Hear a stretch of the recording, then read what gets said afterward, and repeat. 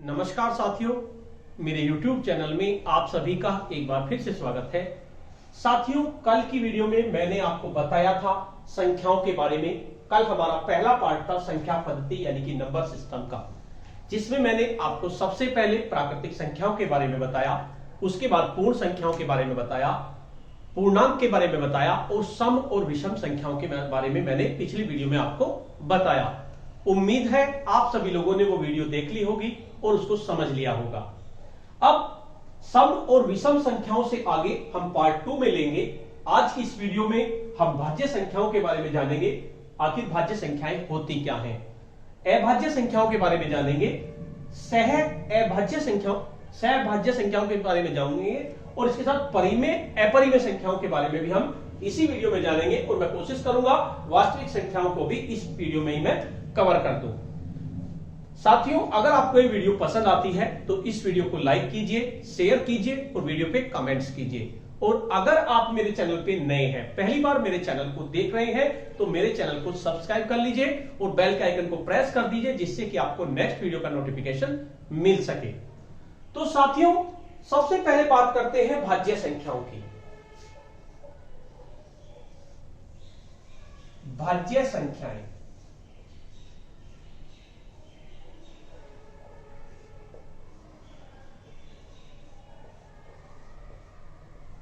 भाज्य संख्याओं से हमारा मतलब है, इनको इंग्लिश में कंपोजिट नंबर भी कहते हैं।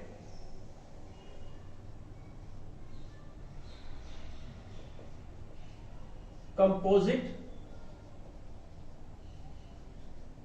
नंबर, भाज्य संख्याओं को हम कंपोजिट नंबर भी कहते हैं।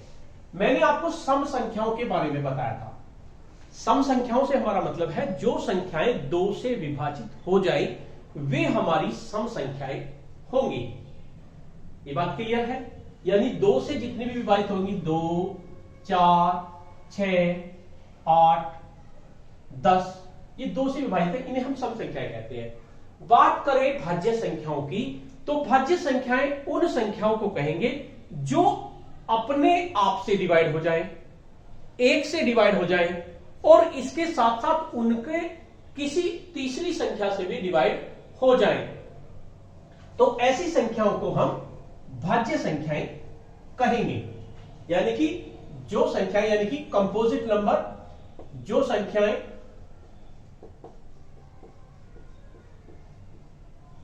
स्वयं से, यानी अपने आप से तो कोई भी संख्या विभाजित हो जाएगी, स्वयं से, 1 से,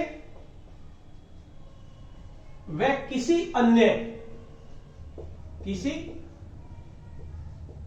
संख्या, कोई एक और संख्या हो से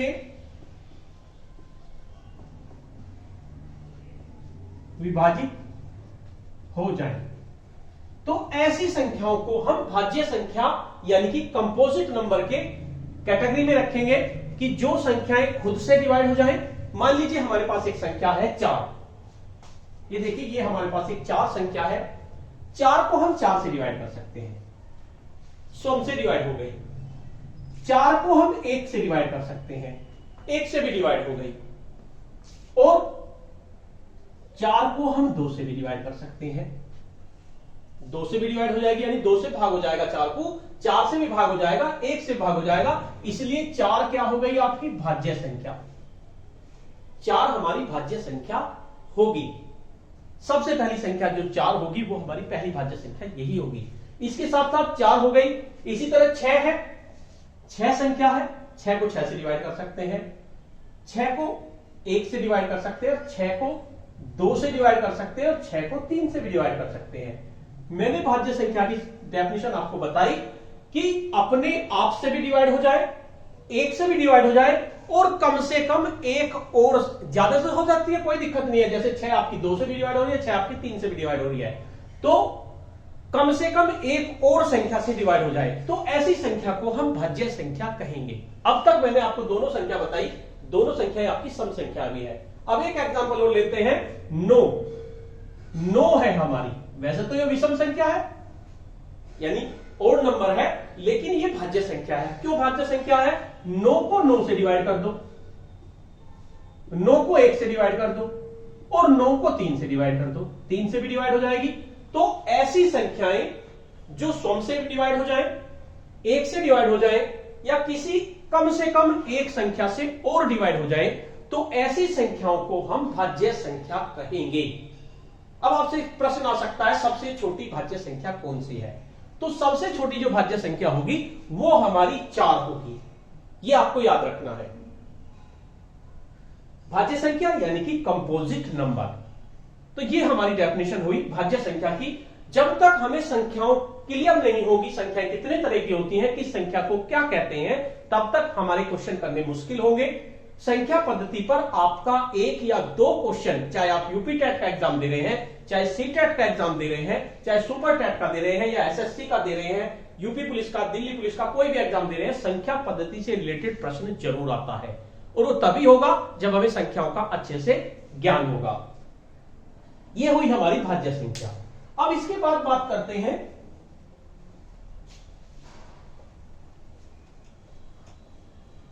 अभाज्य संख्या। भाज्य संख्या हुई और अभाज्य संख्या हुई, बिल्कुल उसके अपोजिट। जो हमारी भाज्य संख्या थी उसके जस्ट अपोजिट अभाज्य संख्या हमारी होगी।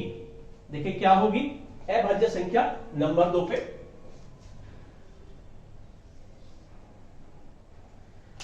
अभाज्य संख्या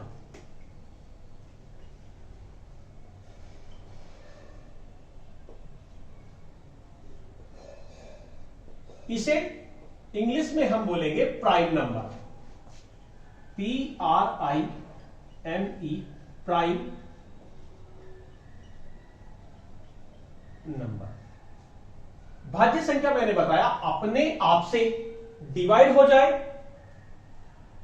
1 से डिवाइड हो जाए और किसी एक और संख्या से डिवाइड हो जाए यानी भाग हो जाए, ऐसी संख्या को भाज्य संख्या कहेंगे। लेकिन अभाज्य संख्या किसे कहेंगे? जो केवल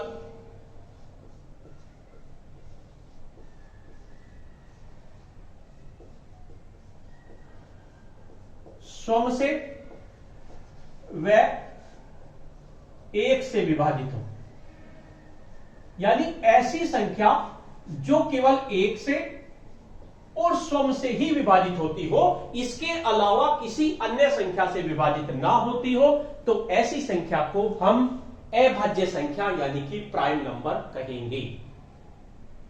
ऐसी कौन सी संख्या होती है? जो सबसे पहली, सबसे मोस्ट इंपोर्टेंट क्वेश्चन है, अक्सर आ जाता है कि सबसे पहली अभाज्य संख्या कौन सी है। तो आपको मैं बता दूं, सबसे पहली जो अभाज्य संख्या होती है यानी कि प्राइम नंबर होता है, वो आपका 2 होता है। क्योंकि 2 1 से डिवाइड हो जाएगा, 2 से डिवाइड हो जाएगा, इसके अलावा और किसी से डिवाइड नहीं होगा। तो पहली अभाज्य संख्या हमारी यानी कि प्राइम नंबर हमारी 2 होगी। ये आपको याद रखना है, क्योंकि ज्यादातर पूछ लेता है कि बताइए पहली अभाज्य संख्या क्या होती है, तो कोई तो 2, 1, 2, 3, 4 इस तरह के ऑप्शन आ जाते हैं। तो ज्यादातर 3 को निशान लगा देते हैं या 1 को निशान लगा देते हैं, 2 को छोड़ देते हैं। ये मान लेते हैं कि 2 तो सम है, विभाजित हो रही है, तो ये अभाज्य या प्राइम नंबर कैसे हुई? लेकिन 2 एक ऐसी संख्या है जो सम भी है। एक प्रश्न यह भी आ जाता है कि ऐसी अभाज्य संख्या बताओ जो सम है यानी इवन है। 2 एकमात्र ऐसी संख्या है जो सम भी है और अभाज्य भी है। ये मोस्ट इंपोर्टेंट बात है, ये प्रश्न आपका अक्सर आ जाता है, कोई ऐसी संख्या बताओ जो सम भी हो और अभाज्य भी हो, या पहली अभाज्य संख्या कौन सी है। तो ये आपको याद रखना है 2। इसके बाद क्या आएगी? 3 आपकी 3 से भी डिवाइड होगी और 3 आपकी 1 से भी डिवाइड होगी। उसके बाद 3 के बाद 5 के बाद 7 के बाद 11 के बाद 13 के बाद 15 नहीं होगा, 15 आपका भाज्य संख्या में आ जाएगा, 15 के बाद 17 के बाद 19। तो ये आपका इस तरह से आपकी अभाज्य संख्या निकल जाएंगी, यानी कि आपकी प्राइम नंबर ये होंगी। तो ये कंसेप्ट आपका मुझे उम्मीद है क्लियर हो गया होगा, भाज्य संख्याओं का और अभाज्य संख्याओं का। अब आती है सह अभाज्य संख्या।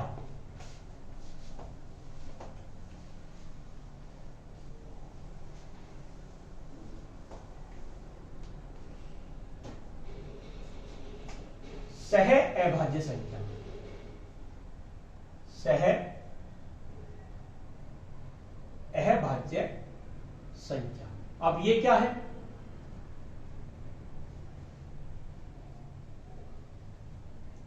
दो ऐसी संख्याएं, यानी दो संख्याओं का जोड़ा।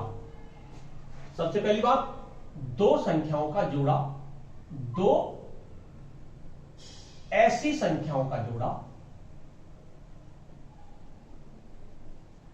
जोड़ा या युग्म का युग्म जो केवल एक से विभाजित होती हो, यानी दोनों में एक ही कॉमन हो।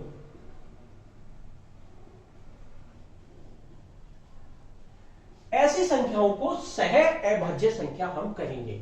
जैसे आपकी 2 और 3, 2 और 3 एक जोड़ा हो गया, 2 से डिवाइड हो जाएगा लेकिन 3 नहीं होने का, और 3 से डिवाइड हो जाएगा तो 2 नहीं होने का। यानी इन दोनों में जो अगर दोनों डिवाइड करे जाए दोनों को एक साथ, तो केवल ये 1 से डिवाइड हो सकती है, इसके अलावा ये किसी और से डिवाइड नहीं हो सकती। तो ऐसे जोड़े को सह अभाज्य संख्या कहेंगे। यानी कि जैसे 5 और 7 ये भी सह अभाज्य संख्या हो गई, क्योंकि इन दोनों में केवल 1 से ही डिवाइड हो सकते हैं, एक ही कॉमन है, इसके अलावा इनका कोई अन्य गुणनखंड नहीं है। यानी कि ये केवल 1 से ही डिवाइड हो सकती हैं। ऐसी संख्याओं को सह अभाज्य संख्या कहेंगे। उसके बाद बात करते हैं हम परिमेय संख्या के बारे में कि परिमेय संख्या क्या होगी।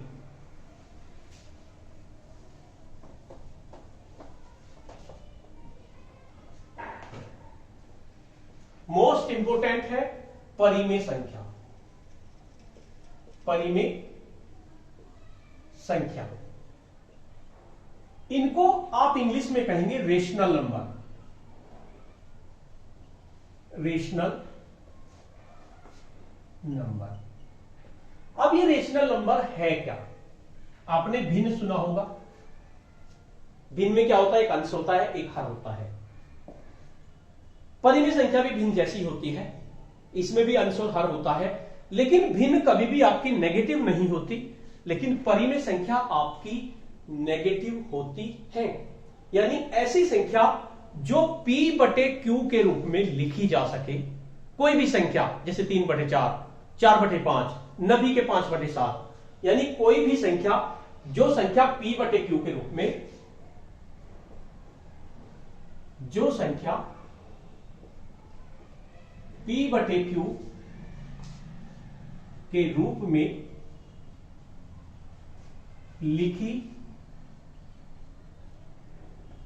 जा सके उसे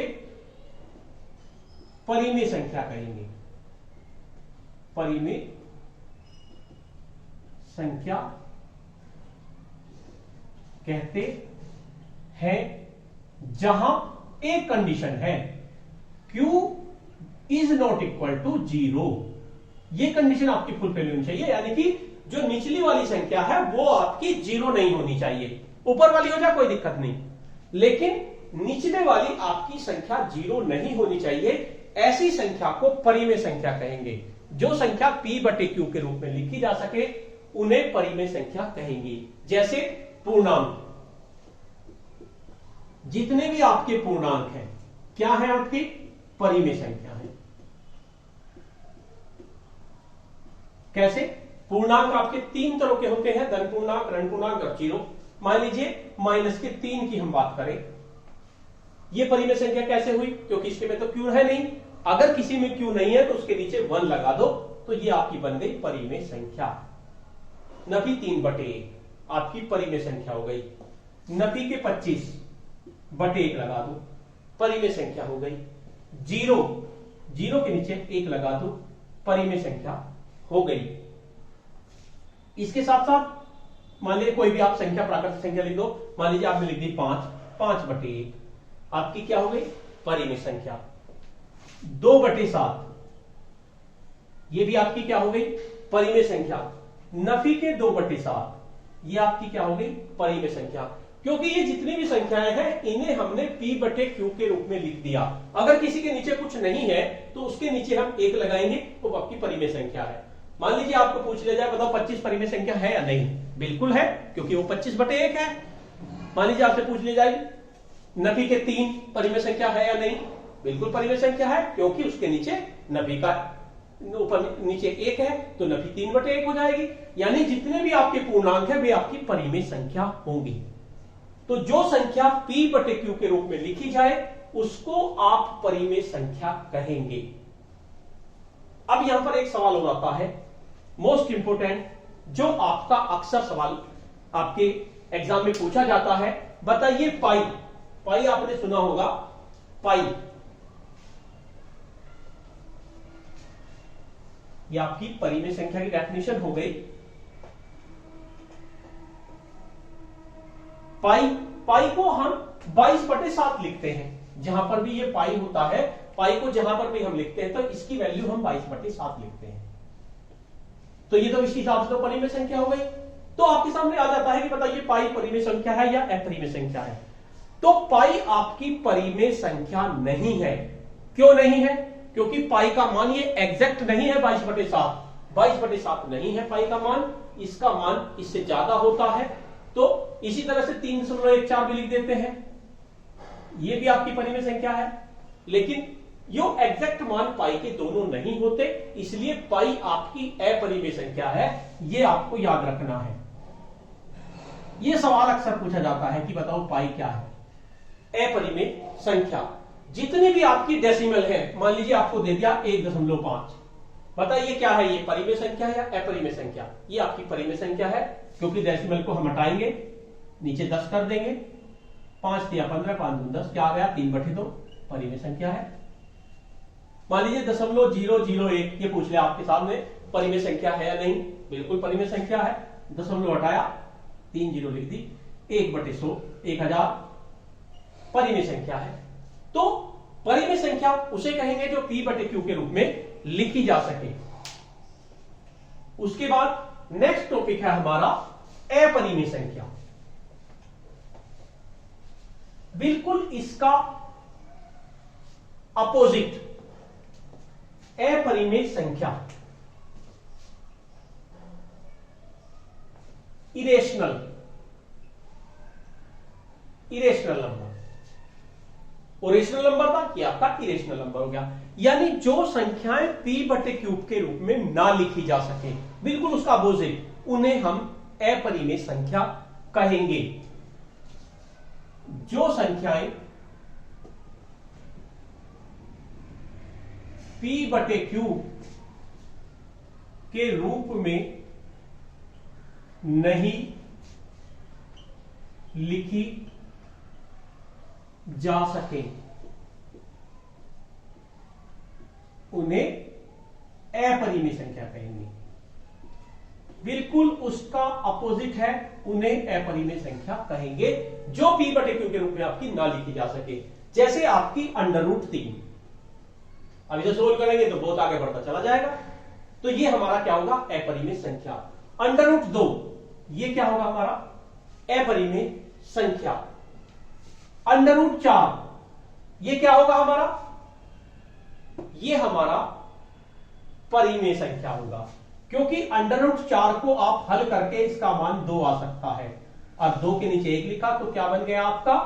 अपरिमेय। ये परिमेय हो गया, यानी √4 आपका परिमेय है।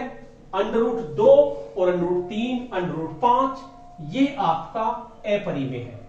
ध्यान रख देंगे। आपके साथ सवाल इस तरह पूछ रहा, बताओ √16 क्या है, परिमेय संख्या या अपरिमेय संख्या? तो ये आपका परिमेय होगा, क्योंकि √16 हो सकता है, √10 नहीं होगा। √10 आपका अपरिमेय है। तो पहली बात तो ये याद रखनी है। उसके बाद कोई डेसिमल इस तरह से रिपीट हो रही हो, 1.001 0001 0001 इस तरह की रिपीट हो रही है, तो ये आपकी क्या होगी? अपरिमेय संख्या। तो परिमेय संख्या की जस्ट अपोजिट आपकी अपरिमेय संख्या होगी। उम्मीद है आप सभी को ये समझ में आ गया होगा। और लास्ट हमारा आता है वास्तविक संख्या। वास्तविक संख्या से हमारा तात्पर्य है परिमेय संख्या और अपरिमेय संख्या अगर दोनों को जोड़ दिया जाए, परिमेय संख्या वास्तविक संख्या यानी कि परिमेय संख्या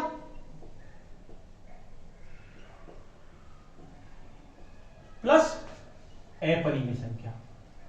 अगर परिमेय संख्या और अपरिमेय संख्या को एक साथ ले लें, इनके समुच्चय को, तो ये हमारी वास्तविक संख्याएं कहलाएंगी। यानी टोटल परिमेय संख्या, टोटल अपरिमेय संख्या, ये हमारी वास्तविक संख्याएं कहलाती हैं। तो साथियों, मैंने आपको भाज्य संख्या के बारे में बताया, अभाज्य संख्या के बारे में बताया, सह अभाज्य के बारे में बताया, परिमेय संख्याओं के बारे में बताया, अपरिमेय संख्या बताया। मुझे उम्मीद है आपकी समझ में आ गया होगा। आज की वीडियो में इतना ही। इससे आगे जो संख्याएं बची हुई हैं, नेक्स्ट वीडियो में उनको हम कवर करेंगे। तो साथियों, आपको ये वीडियो कैसी लगी? अगर आपको ये वीडियो अच्छी लगी तो इस वीडियो को लाइक कीजिए, शेयर कीजिए और वीडियो पे कमेंट्स कीजिए। और अगर आप मेरे चैनल पे नए हैं, पहली बार मेरे चैनल को देख रहे हैं, तो चैनल को सब्सक्राइब कर लीजिए। धन्यवाद।